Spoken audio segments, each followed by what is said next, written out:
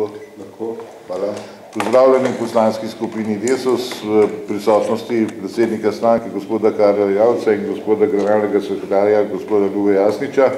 Glede na določena, mogoče malo par izjav, ki so bile v preteklosti rečene s moje strani, pa s mojih kolegov, smo se odločili, da naredimo novinarsko konferenco in pojasnimo celotno problematiko, ki se nanaša na predlagane nove zakone, ki prihajajo v paketu, to je na združljivost poslanske in županske funkcije ter volilna zakonodaja. Tu smo in danes besedo vprašanji smo na razpolago vam v celoti. Ja, lep pozdrav tudi z moje strani. Glede na to, da veste, da v stranki Desus nismo imeli enotnega stališča glede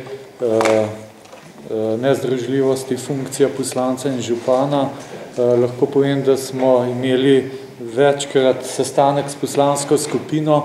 Mi smo že menili, da ta zakon ne bo več šel v proceduro, glede na to, da je bil že zavrnjen v državnem zboru, vendar v okviru teh razvojnih klauzur nekako bil dogovor na vladi, da se ponovno poskuša zakonom o nezdružljivosti poslanske in županske funkcije, potem v zvezi z zakonom o volilnem sistemu. Seveda v stranki smo znova obudili to razpravo.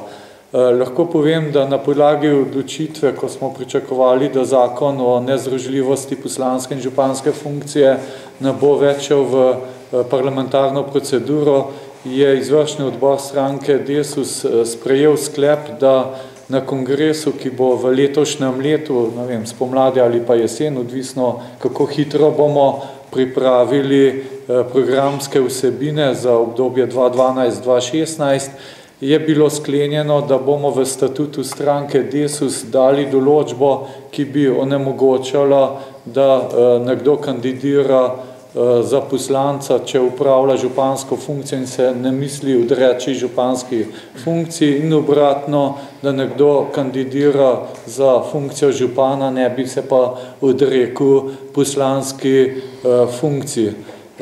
To bi prav gotovo dali v statut kot pomembno spremembo. Glede na to pa, da se je vlada odločila, da gre pa ta zakon ponovno v parlamentarno obravnavo, se nam je zdelo smiselno, da se tudi s poslansko skupino pogovorimo glede podpore tej nezdružljivosti. Tukaj ne gre za to, da bi sedaj poslanska skupina čez noč spremenila svoje stališče, gre za to, da pač v stranki je bila sprejeta odločitev, da bomo podprli nezdružljivost tudi skozi strankarske dokumente, sedaj pa, ker očitno bo prišlo tudi do parlamentarne procedure, pa nekako mnenje, da bi bilo prav, da že v tej parlamentarni proceduri podpremo to nezdružljivost. Ne glede na to, ali bo zakon sprejet ali ne, mi bomo na vsak način takšno določbo dali in vnesli v statut. Ne glede na to, če bi bil zakon o nezdružljivosti sprejet ali pa bi zakon padel. Potem naslednja vsebina je zakon o volilnem sistemu. Tukaj moram reči, da nas čaka še en sestanek z ministrico za javno upravo, vendar mi smo imeli že nekaj pogovorov tudi znotraj poslanske skupine in tudi v stranki sami, in moram reči, da mi rešitve, ki jo predlaga ministrica za javno upravo, to se pravi ukinitev volilnih okrajev znotraj volilne enote, da mi takšne rešitve ne podpiramo. Razlogov je pa več. Eden od pomembnih razlogov je to, da se zdi, da bi potem bili v volilnem sistemu favorizirana urbana okolja in da bi manj možnosti, da bi imeli poslanci bila tako imenovana podeželska področja. Tako da ne glede na to, da jutri, oziroma naslednji teden je ta sestanek z ministrico za javno upravo, ne pričakujemo, da bi tukaj prišlo do kakšnega bistvenega premika, vendar je pa prav, da ministrica za javno upravo še enkrat predstavi argumente, zakaj se zdi ta rešitev boljša in še nekatere druge novosti, ki jih pač ta zakon o volilnem sistemu uvaja. Jutri bo tudi obravnava zakona o arhivu, če tako rečem. Tukaj lahko rečem, da stranka Desus podpira novelo zakona, to pa zato, ker vidimo, da stanje takšno, kakršne je v tem trenutku, ni dobro, omogoča pač neke politične, ideološke boje, spopade, v katerih, kot vidite, stranka Desus ne sodeluje, ker nas to ne zanima, mislimo, da imamo druge, bolj pomembne stvari za upravljati v tem trenutku, vemo, v kakšnem stanju je država, vendar, če želimo tudi v prihodnje se izogniti takšnim ideološkim spopadam, mislimo, da je to možno edino s to novelo zakona, tako da po vsej verjetnosti bomo mi jutri tudi podprli ta zakon o arhivu.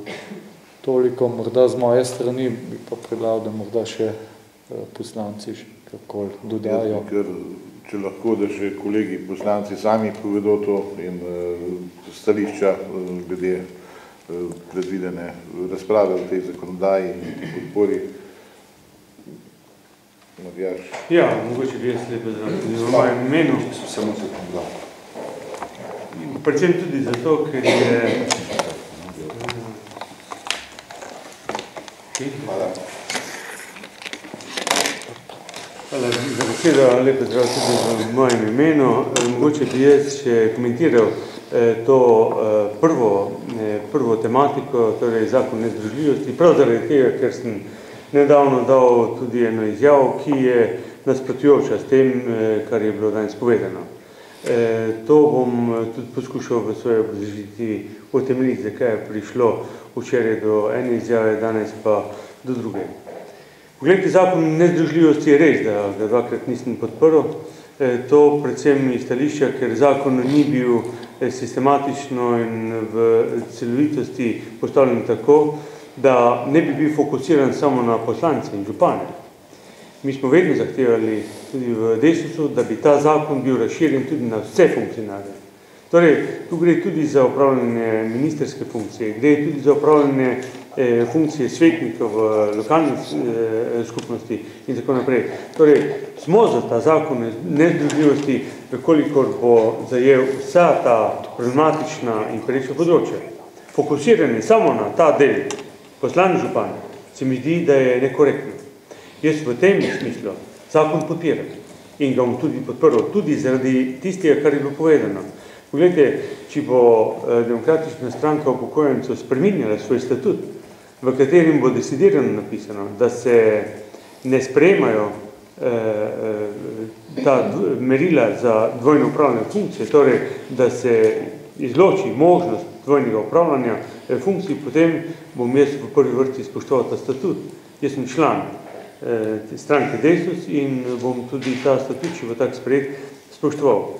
Torej, v tem primeru zakon o nezdružljivosti zame nima več posebne teže, ker če bo statut določil, da dveh funkcij ne moramo upravljati, bom tega držal, že zaradi našega statuta, ne pa zaradi zakona. Torej, v tem primeru mi je popolnoma vseeno tudi ta zakon tak, kot je.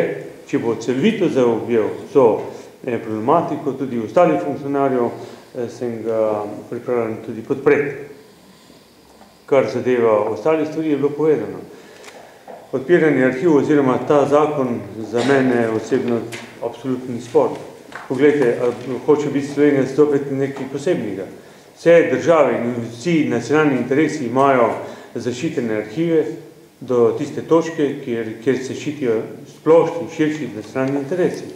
In zakaj bi te Slovenija bila nekaj drugačnega? Zakaj bi odpirali te stvari, ki so včasih strogo pomembne za čuvanje nacionalnega interesa? Mi vemo, da se lahko arhivi odpirajo.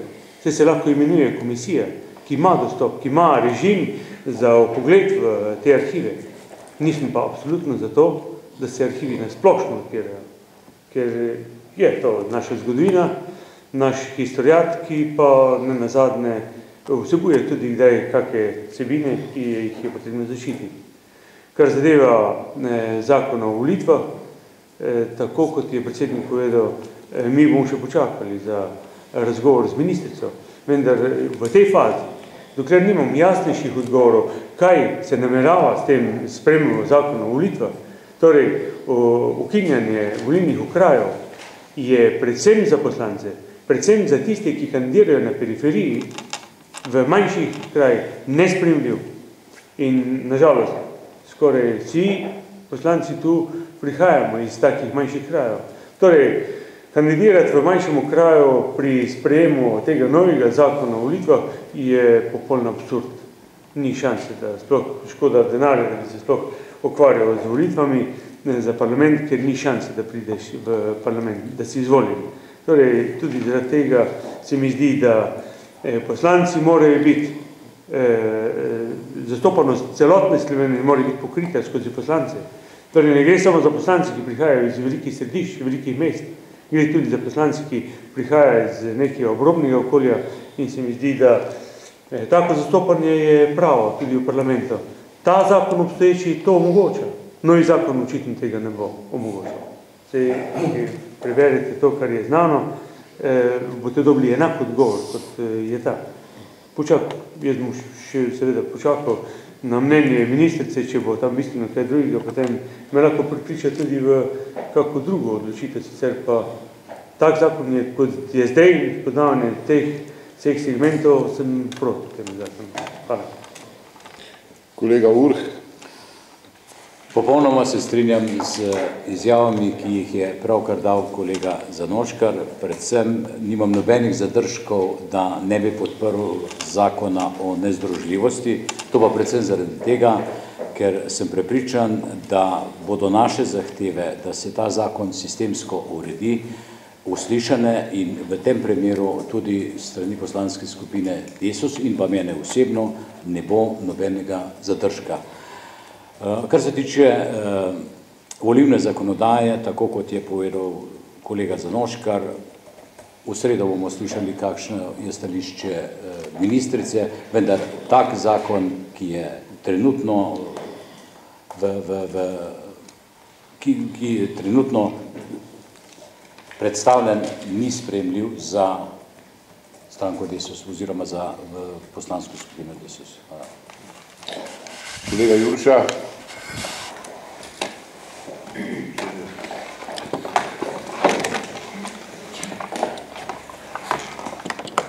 No, jaz moram povedati, da pa imam rahle zadržke glede nezdružljivosti funkcije poslanca in župana. Predvsem zaradi tega, ker sem dvakrat glasoval proti temu zakonu in seveda gre za neko mojo načelnost. V vsakem primeru pa bom se probal uskladiti z kolegi in tako se mislim, bo naša poslanska skupina do zakona sprejela enotno stališče. Kljub temu, da imam predvsem pomisleke zaradi tega, ker so to predlagali nekateri, ki so te funkcije v preteklosti že upravljali. Sedaj jih ne upravljajo, tudi sami jih več ne upravljam, pa seveda še vedno zdaj na nek način vztrajajo pri tem zakonu. Mogoče je za prebivalstvo, za državljane ta zadeva všečna, po drugi strani pa moram reči, da je pa osebna obremenitev vsakega posameznika, ki to funkcijo upravlja tako župana, kako tudi skupaj poslanca, zelo obremenjujoča. Moram pa reči, da glede zakona o volitvah in ukinjanje volilnih okrajev ne bom podprl. V nobenem primeru, kajti smatram, da je potem vodenje Slovenije prepuščeno centru, Ljubljani in še nekaj večjim mestnim občinam oziroma večjim območjem.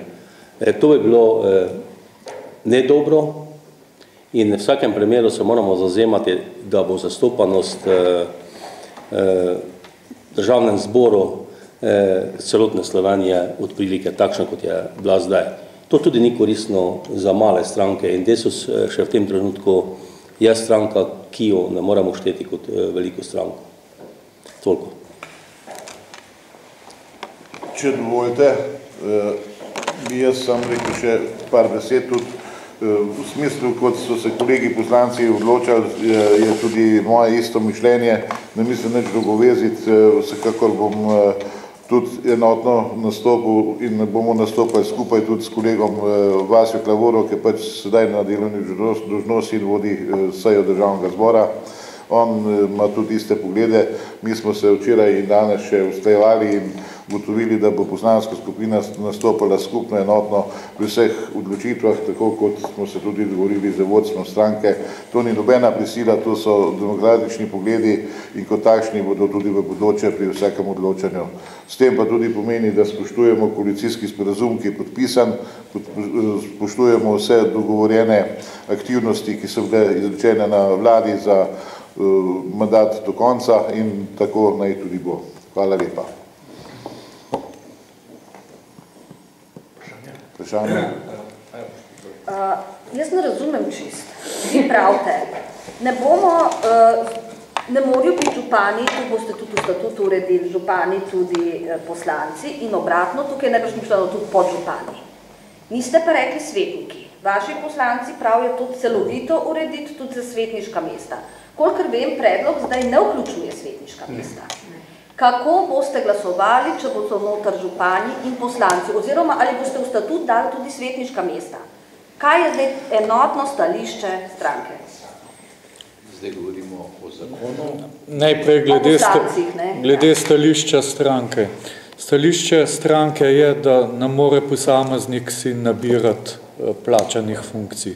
In statut bo šel v tej smeri, da vsak upravlja eno funkcijo. Zdaj, dokam bo to šlo, moram reči, da je to stvar statutarne pravne komisije pri stranki, ki bo pač pripravila to določbo. Ampak razmislek gre v tej smeri, da se ne bi pri posamezniku kopičile različne plačane funkcije. To, kar tudi javnost učita v tem trenutku, ko pravi 110.000 je brezposelnih, po drugi strani imamo pa poslance, ki imajo, ne vem, je poslance, župan ali pa podžupan ali pa svetnik ali pa ne vem kaj vse. In to bomo mi preko statuta skušali preprečiti.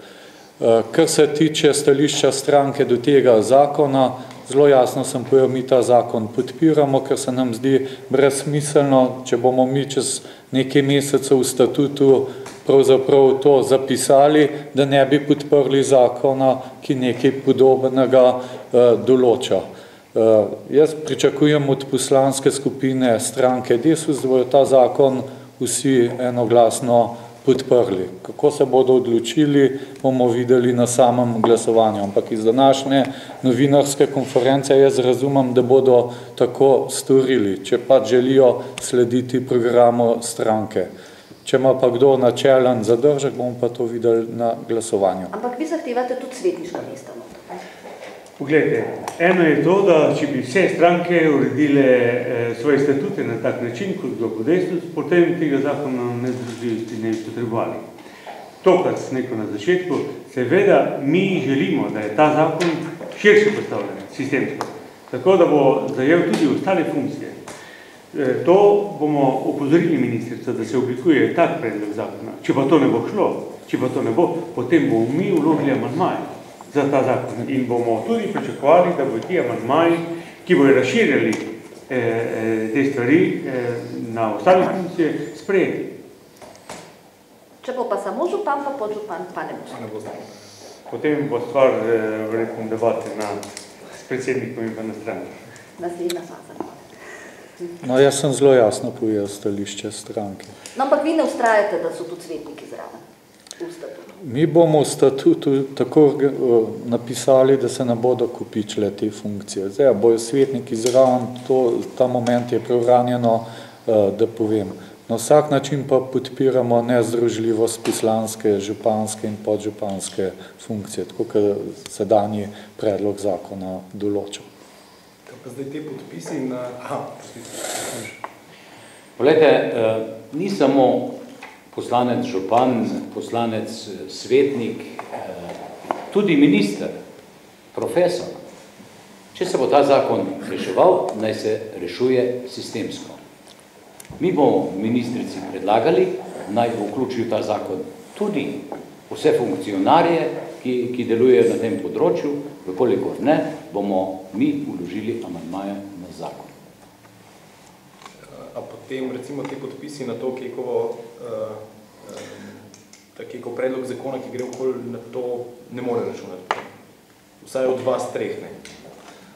Poglejte. Ja, že, ampak vas je malo drugače. Mislim, da te podpisi v bistvu tudi ne pomenijo skoraj nič.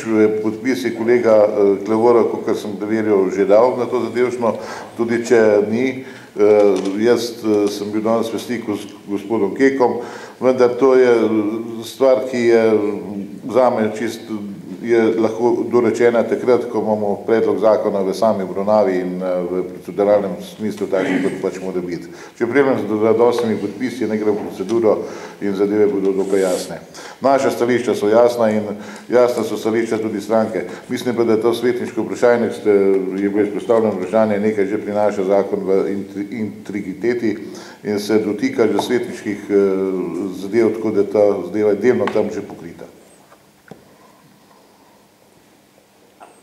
Še nekaj potem glede ostale volilne zakonodaje, ukinjanja okrajev. Zdaj, ta predlog, da naj bi ukinili okraje, gre v smeri večje možnosti odločanja ljudi. Ljudje bodo izbirali med 11 kandidati, do zdaj so pač obkrožili tistega, ki je bil stranko konkretno. Ne? To se pravi, to vaše stališče v nasprotju z širšo možnostjo ljudi, da izbirajo. Ne. Jaz sem dal eno primerjavo, kako potem volilec lahko izbira. Preprosto enostavno, če greš v gozd z 100.000 drevese ali pa v gozd z 20.000 drevese, kje mislite, lahko najdeš več lepih dreves, da jih porušiš? To mislim na preferenčne glasove. Se pravi, nekdo, ki bo iz centra, bo mu že dana prednost, da je lahko izbran zaradi tega, ker on deluje v centru, živi v centru in bo dejansko lahko izbiral več preferenčnih glasov oziroma izbral. Tisti, ki pa prihaja iz manjšega kraja, bo pa to težje izbral. Mogoče bodo pa ljudje šli ravno proti tismu, ki je iz njihovega. Če bi mi želeli, pa vi novinarji, da bo Slovenijo vodilo samo znani Slovenci, potem je ta predlog dober. Če pa želimo zastopanost Slovenije, potem pa sigurno ni dober. In jaz mislim, da smo se svoj čas še kako borili proti temu, da bi se centralizirala oblast nekje v nekem drugem kraju, zdaj moramo razmišljati, da ne more biti samo v Ljubljani. In da v Ljubljani že, ampak morajo biti za odločanje tudi tisti, ki živijo, naprimer, Prekmurju, Pomurju, Primorskem in tako dalje. Ja, samo potem bo verjetno... Ja, potem bo, naprimer, ali bo Ptujčan noter sedel, ali pa Mursko-Sobočan, ne? Drugi več nemamo možnosti, ja. Ampak tam pa še druge središča manjša, ne? Hendikepirani bodo tisti, ki prihajajo iz manjših krajev. Zakaj mislite, da nimajo enakopravne možnosti, da bi seveda, ne, vse sem vam rekel.